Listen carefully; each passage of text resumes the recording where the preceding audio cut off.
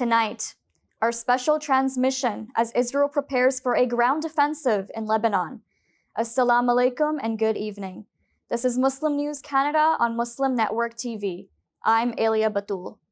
Today is the 356th day since Israel started its incessant attacks of Gaza. The Civil Defense Service in Gaza reports at least 15 Palestinians have been killed today in a series of airstrikes. Casualties include 2 children from Khan Yunis. Artillery shelling has injured several others in the Nusayrat and Burej refugee camps. Israeli forces have carried out an airstrike on a school in northern Gaza's Jabalia. Reports show a large number of casualties. The violence comes despite a United Nations Security Council resolution calling for a ceasefire. The death toll in Gaza is at 41,459. 96,000 civilians are injured. A report in the British medical journal The Lancet estimates that Israeli actions may have killed 186,000 Palestinians. The report was published in July. Israel faces accusations of genocide at the International Court of Justice for its actions in Gaza. Israeli airstrikes since yesterday evening have killed 81 civilians in Lebanon. 403 have been injured. Schools in Beirut have become makeshift shelters. The Israeli military claims to have hit 75 Hezbollah targets in Lebanon during the night. It says these include ammunition depots of the group. The military has bombed multiple villages and towns in southern Lebanon. An overnight strike in eastern Lebanon has killed 20 people. Most of the casualties are Syrian refugees. The Lebanese Interior Minister says approximately 13,500 Syrians have fled back due to escalating violence. The ongoing Israeli attacks have displaced an estimated 500,000 civilians.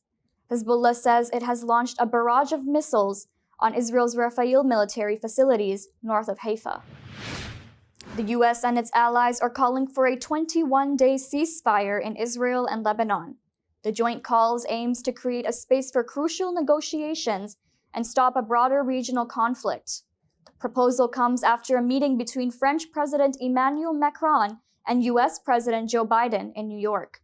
UN Secretary General Antonio Guterres is also urging for an immediate ceasefire. Lebanese Prime Minister Najib Mikati condemns the situation as a violation of sovereignty. Israeli Prime Minister Benjamin Netanyahu has, however, rejected calls of a ceasefire.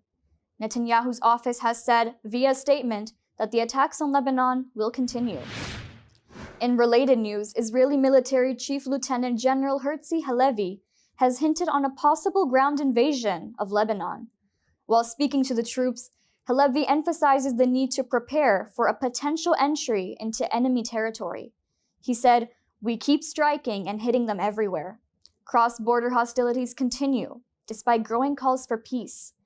Israel continues its relentless bombing, while Hezbollah is targeting Israeli locations in retaliation." World leaders are calling for reforming the United Nations structure.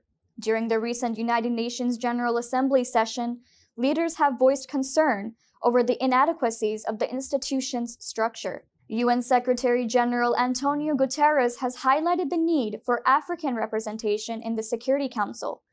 Turkish President Recep Tayyip Erdogan has criticized the UN's dysfunction, insisting that global peace should not rely on 5 privileged countries. Brazilian President Lula da Silva is calling for a comprehensive review of the UN Charter. Indian Prime Minister Narendra Modi says reform is imperative for collective strength. South African President Cyril Ramaphosa has labeled the Security Council structure as outdated. New Zealand's permanent representative to the UN, Carolyn Schwalger, says that Security Council needs reform.